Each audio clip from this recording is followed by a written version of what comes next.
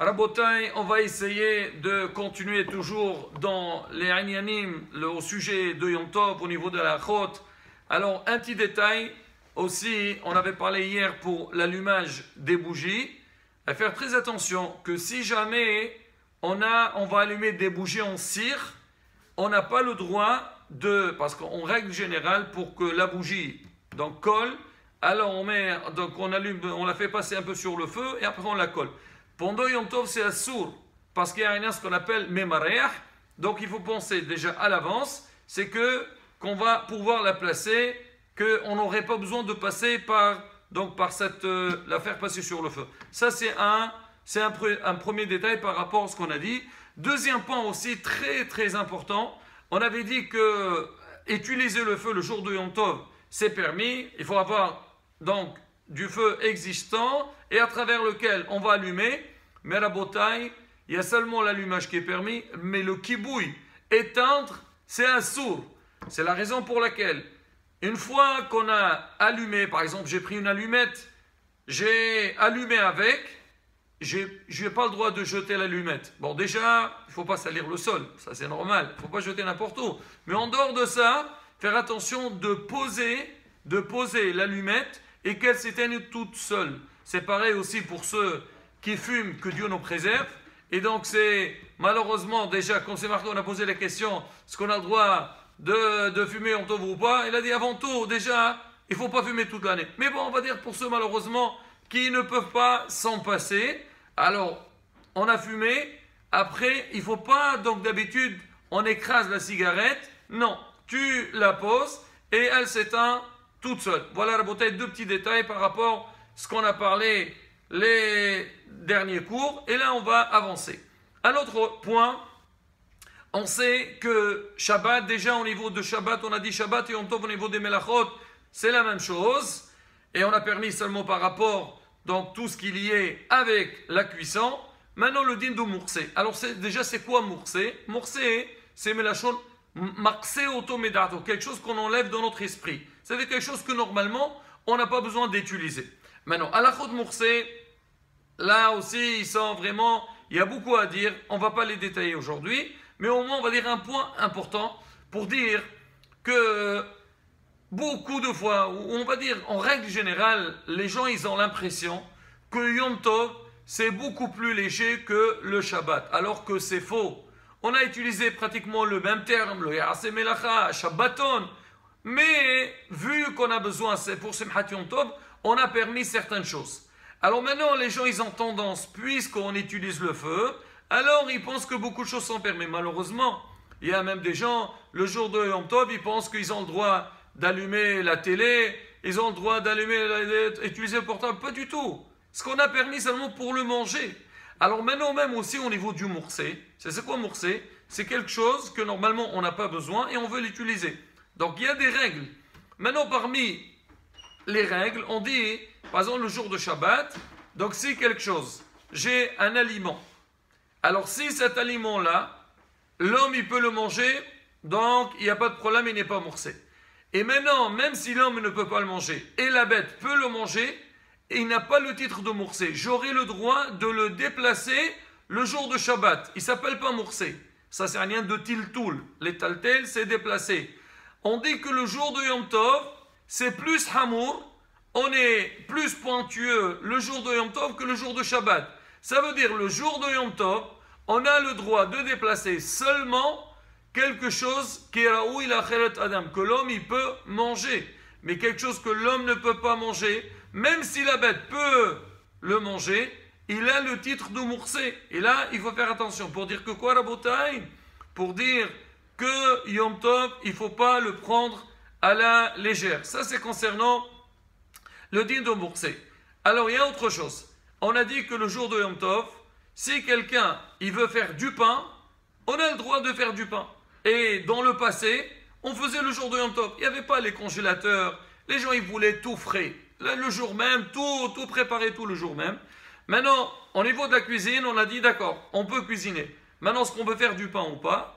Alors, le pain, c'est permis. On a le droit de pétrir. On a expliqué le dernier cours. On a dit à partir de l'artsira, c'est-à-dire à partir de l'isha, du pétrissage, jusqu'à la cuisson, donc ça a été permis. Alors maintenant, si quelqu'un il veut faire du pain le jour de Yom Tov, alors pour faire du pain, et ça, Rabotai, c'est une halakha qui concerne tout le long de l'année, on essaye, en règle générale, les femmes, le vendredi, faire du pain pour faire la miswa de halla, prélever la halla. Il faut savoir, quand on va préparer des halot ou du pain, avant de commencer le pétrissage, il faut faire ce qu'on appelle, il faut tamiser la farine. Parce que malheureusement, beaucoup de fois, on trouve à l'intérieur des bêtes, des insectes, et Hachem Mishmor, c'est assourd. Alors on doit tamiser. Maintenant, est-ce qu'on a le droit de tamiser le jour de Yom Tov ou pas? Rabotai, à partir du moment qu'on a la possibilité de tamiser la veille, et donc ça ne me pose aucun problème. Si je tamise la veille, la farine, elle ne va pas s'abîmer. Cuire, par exemple. Si je veux cuire la veille, alors le jour de Yom Tov, il n'aura pas le même goût. On a permis de faire ça, il n'y a pas de problème.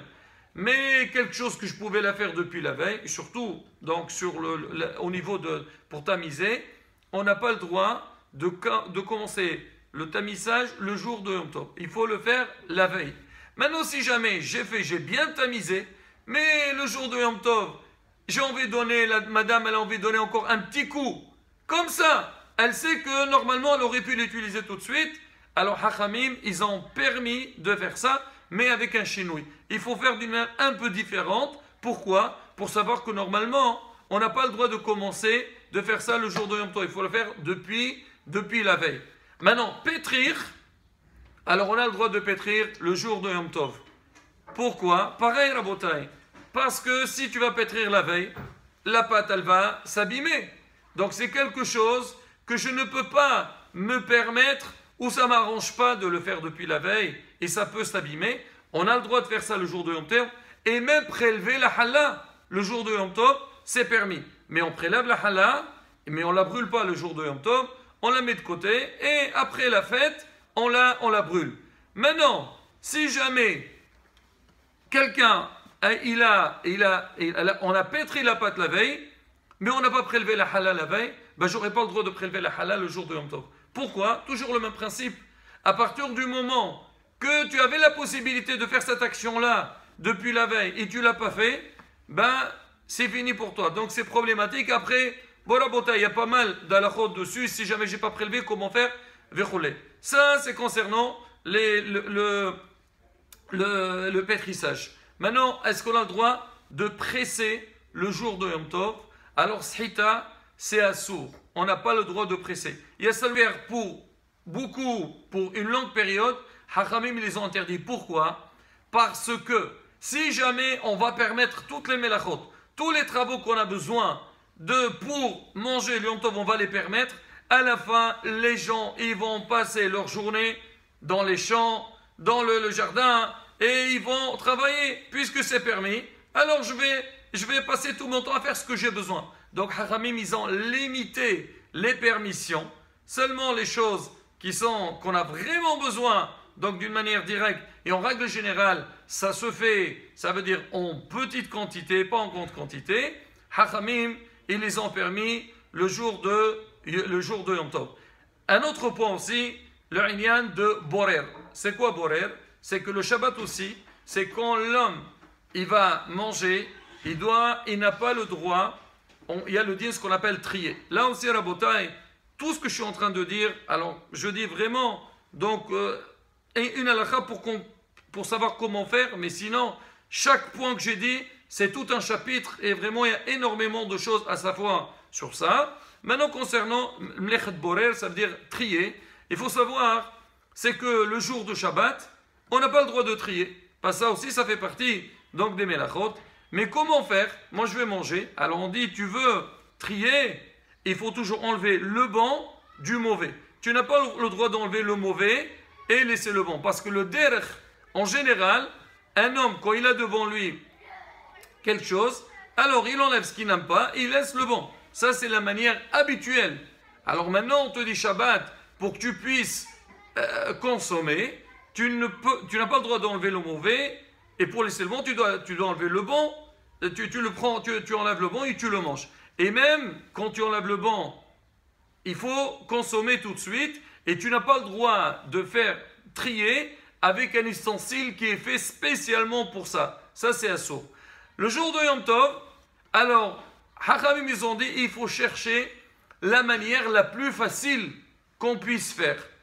Avec un kili, avec un ustensile, c'est assaut. Avec un couteau et fourchette, il n'y a pas de problème. Mais par exemple, je ne sais pas, un entonnoir ou quelque chose, ça, comme on a dit pour le tamis aussi.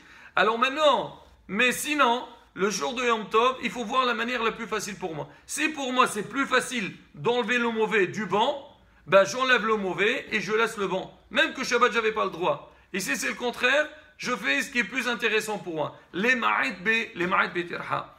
Et pareil aussi, c'est pas obligé, c'est que je fais le tri et je consomme maintenant. Même si je fais le tri, par exemple, on va dire le soir, et je veux l'utiliser dans la matinée, ou bien par exemple le matin, je veux trier et je veux manger à 2h de l'après-midi, ça ne pose pas de problème à partir du moment que c'est quelque chose qui est fait pour le jour même. Mais trier pour le lendemain, c'est assour. Rabotai, un dernier point, par rapport à ce qu'on a parlé au sujet de préparation, mechin, miyom tov lahavero, tout ce qu'on a dit, qu'il était interdit de préparer, par exemple, on a dit midi, je n'ai pas le droit de préparer pour le soir. Ça seulement quand je vais préparer d'un jour à un autre jour. Mais si jamais je suis dans la même journée, par exemple, le soir, premier soir de Shavuot, on est en train de préparer le manger et on veut préparer pour le soir et pour la journée. Le lendemain, par exemple, madame, elle dit, elle veut aller à la synagogue écouter Aseret Divrot. Même que Rabotai, écouter les 10 commandements, ce n'est pas obligatoire pour les dames. Mais si jamais, donc, la femme te dit, moi je vais aller à la synagogue, parce qu'en écoutant les Aseret Divrot, ça va me donner plus de Yirat Shamayim, ça va me donner plus de Emouna, et pourquoi pas? Ça c'est permis, mais ce n'est pas un hiyub comme on a parlé de Parashat Zachor. Ben Zachor, on avait parlé, donc il y a une discussion dessus, mais quoi qu'il arrive, ce n'est pas quelque chose d'obligatoire. Et aussi, Rabotai, je profite quand les dames elles viennent à la synagogue, et pourquoi pas? Mais il faut que ça soit, comme on dit, dans les règles et les normes de la Torah, que ça soit déjà la femme doit savoir, tu viens à la synagogue, il faut venir b'tzni'out. Une synagogue, au contraire, on va venir pour faire une mitzvah, on ne vient pas pour le alen ou le alechem, après il y a des problèmes. Et aussi, une femme qui va venir pour prier, c'est pour prier, non pas le. Des fois ça arrive, c'est vrai, parce qu'elles sont un petit peu, on va dire, elles ne sont pas dans la même salle, alors elles ont tendance de vouloir discuter, elle va voir sa copine, Rabotai, non.